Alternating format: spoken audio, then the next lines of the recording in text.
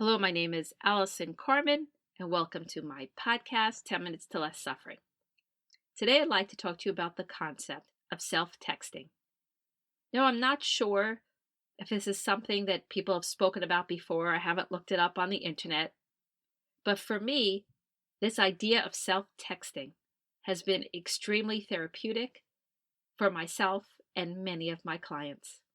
And the idea behind it is the most important thing that we could do sometimes is give space between what someone says to us and how we react. And I think most of us know this, but just because we know it doesn't mean it's easy to do. And it used to be that most of our communications were on the phone and they were in person, which could be very difficult because often we need to respond to someone quickly. And sometimes it's really hard when someone says something that's upsetting or something happens that we didn't expect.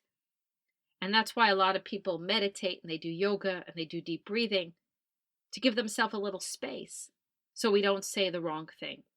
And also sometimes we get so angry and we get so upset in that moment we want to say something that's mean.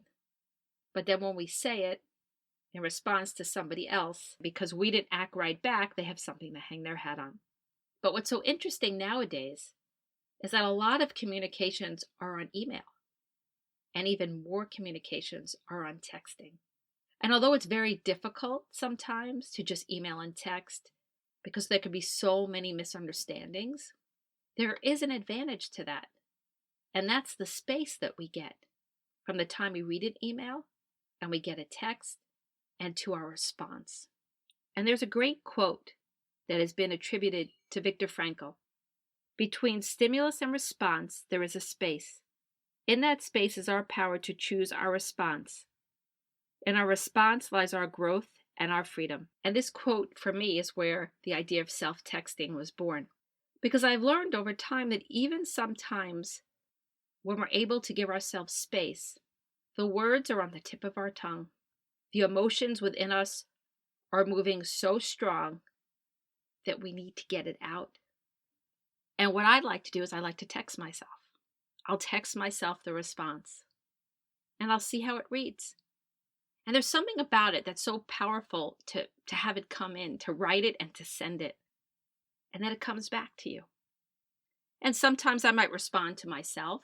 And sometimes I just feel the release that I said what I needed to say. And it doesn't matter that the other person didn't hear me because it's just heated emotions that are coming up or just me expressing myself. And it might not serve the situation, but it feels so good to get it out.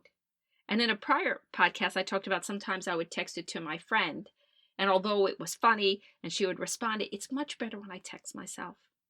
And it's such a good practice if you have the time. Because you can go back and forth, text yourself, answer yourself, text yourself, and see how it feels. Wait 5 minutes, read it again. And then as you're reading it, ask yourself a bunch of questions.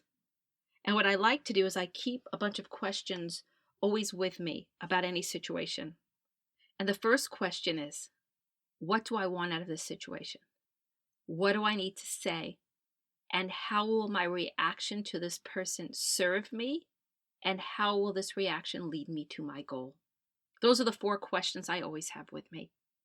And so I'm able to look at those questions when I'm looking at the text, after I've given it some space.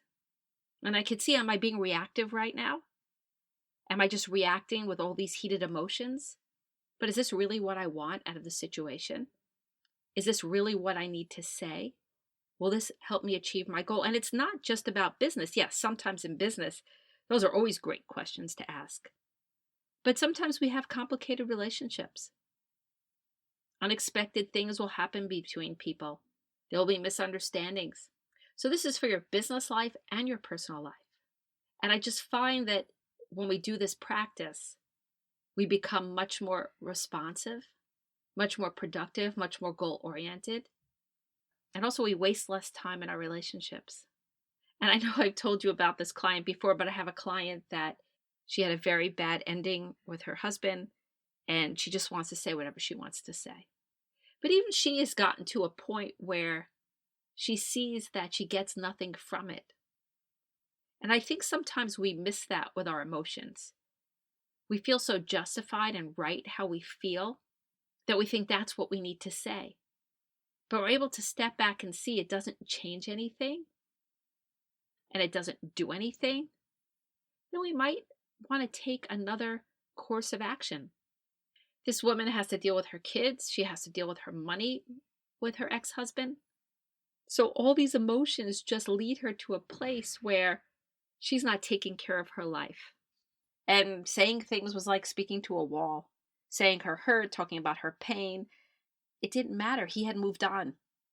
So she would self-text because she needed to express herself. She still needed to get it out. She was still in pain. So she would text it to herself and she would feel better. And then she would respond in a very pragmatic way about bills, about taxes, about the kids. And then when the emotions came up, she would text it to herself. It made her feel better. Sometimes we just need to get things off our chest.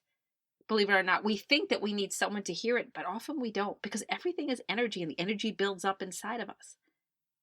And sometimes we do need to say things.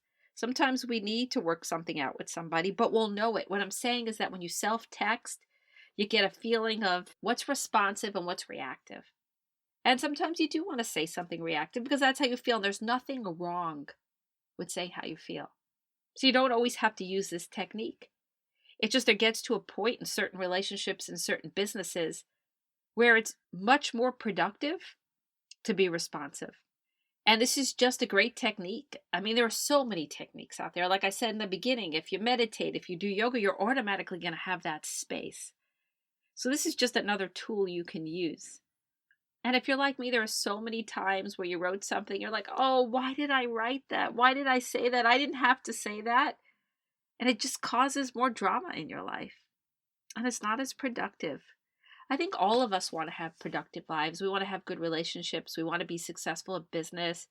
We want our kids to be happy. We want all these things. And a responsive life just leads us there easier, because when we're reactive and there's drama, it just takes us off our path. And again, sometimes there has to be drama. Sometimes there's no other way through it. Sometimes you're not loving yourself if you don't say something. Sometimes you need to stick up for yourself. So it's just going to be a dance that you do. But this idea that you write it to yourself gives you space. Do I really want to say that? Does it serve me? Does it meet my goals? And it's just a technique. It's just a process. But in the end, again, we all want to live our best lives. And so we want to find a process and a path that works for us. And for me, the more I stay on my path and the more responsive I am instead of reactive, and the same thing goes for my clients, the more we're going to get done during the day. And you can also do this with emails too, but I find texting is great because it just comes in so easily. So just try it and see if it works for you. But remember, you need to write down your goals of your interactions, a list of things that you feel would be productive in your life. You send the text to yourself, you read these texts, you compare it to your list, and I promise you're going to end up in a better space. And you might end up sending that text that you originally wrote, and that's okay. It's your life, so anything you choose is okay. And the point of this podcast is just to give you ideas and mindsets to help you suffer less. And so whatever works for you in the end is what really matters. Whatever gives you the most hope, the most joy, whatever lessens your stress, whatever improves your work situation or your relationships. And for me, I find it works. It's worked for my clients. It's just another tool you could use to create more space, to be less reactive about your life and more responsive. And like I said before, ultimately, we all want to live our best lives. So I hope self-texting is something that helps yours.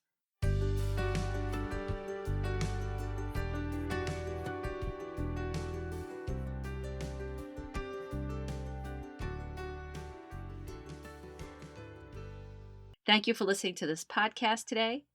If you'd like to get in touch with me, you could email me at allison@allisoncarmen.com. If you'd like to buy my book, The Gift of Maybe, it's available at all major bookstores and online retailers.